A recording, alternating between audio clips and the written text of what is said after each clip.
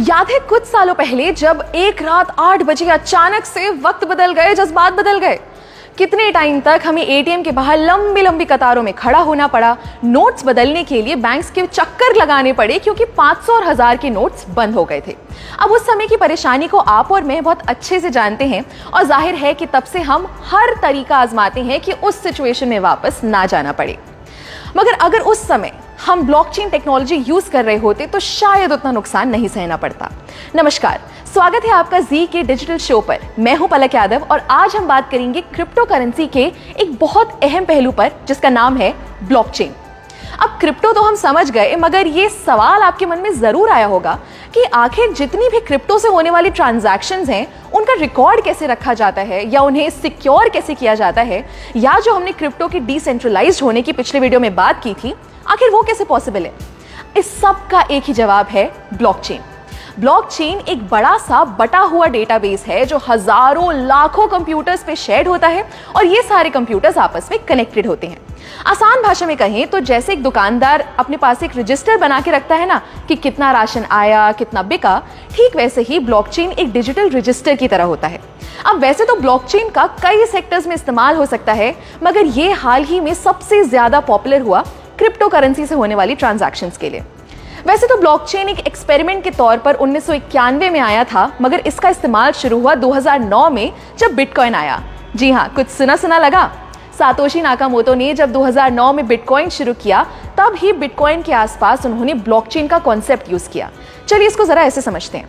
फर्ज कीजिए आपने बिटकॉइन से कुछ खरीदा या बिटकॉइन खरीदा, तो ये जो ट्रांजैक्शन हुई, ये इंफॉर्मेशन एक ब्लॉक के फॉर्म में बन के सेव हो गई। फिर आपने उस बिटकॉइन को बेचा तो फिर से एक ब्लॉक बन गया। अब ऐसे ही आप जितनी बार ट्रांजैक्शंस करेंगे तो उसका एक ब्लॉक बनता जाएगा और वो सारे ब्लॉक्स एक चेन से जुड़ते जाएंगे, इसलिए इसका नाम है ब्लॉकचेन। सिंपल।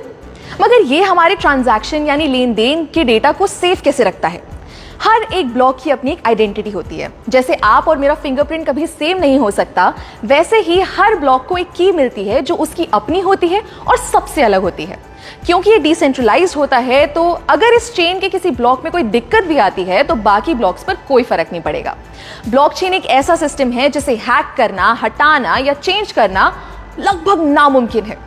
दोस्तों, मानो या ना मानो, ब्लॉकचेन का फ्यूचर बहुत बड़ा है और इसका इस्तेमाल लगभग हर जगह शुरू होने का टाइम दूर नहीं है, क्योंकि इसके बहुत से फायदे हैं। जैसे नंबर 1, क्योंकि डिस्ट्रीब्यूटेड है और इसमें स्टोर्ड जानकारी किसी लाइब्रेरी या सरकारी दफ्तर की तरह एक जगह नहीं रखी जाती।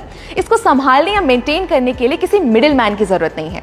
दूसरा, ब्लॉकचेन एकदम ट्रांसपेरेंट है, यानी आप और मैं कभी भी इसको एक्सेस कर सकते हैं और अपनी ट्रांजैक्शंस पर नजर रख सकते हैं, जिससे फ्रॉड के चांसेस बहुत कम हो जाते हैं। तीसरा, ब्लॉकचेन पर हर इंफॉर्मेशन को बहुत आसानी से ट्रेस किया जा सकता है, यानी पुरानी से पुरानी ट्रांजैक्शन को भी हम देख सकते हैं। चौथा, ये टेक्नोलॉजी एकदम फास्ट है। हर चीज का लिखा हुआ रिकॉर्ड बनाने में बहुत टाइम और मेहनत लगती है, मगर वही जानकारी को अगर ब्लॉकचेन के जरिए सेव करें तो वो बहुत आसानी से और बहुत जल्दी हो जाएगा। और आखिरी, जैसा मैंने पहले भी बताया कि ये बहुत सेफ है, तो आप टेंशन फ्री होकर इसका इस्तेमाल कर सकते हैं।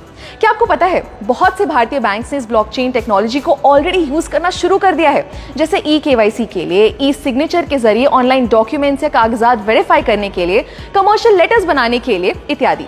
हमारी प्लानिंग कमीशन यानी नीति आयोग ने भी ब्लॉकचेन पर व्हाइट पेपर पब्लिश कर दिया है, जिसमें ई गवर्नेंस को लेकर इसके इस्तेमाल की बात की गई है। एक मजे की बात बताऊं, 2010 में पहली बार फ्लोरिडा के एक आदमी ने 10,000 बिटकॉइन से 2 पिज्जा खरीदे थे, और आज एक बिटकॉइन की अगर कीमत लगभग 15 लाख रुपए है, तो अनुमान लगाइए 10,000 बिटकॉइंस की कीमत क्या होगी। ऐसे ही आपको क्रिप्टो की दुनिया की मजेदार बातें बताते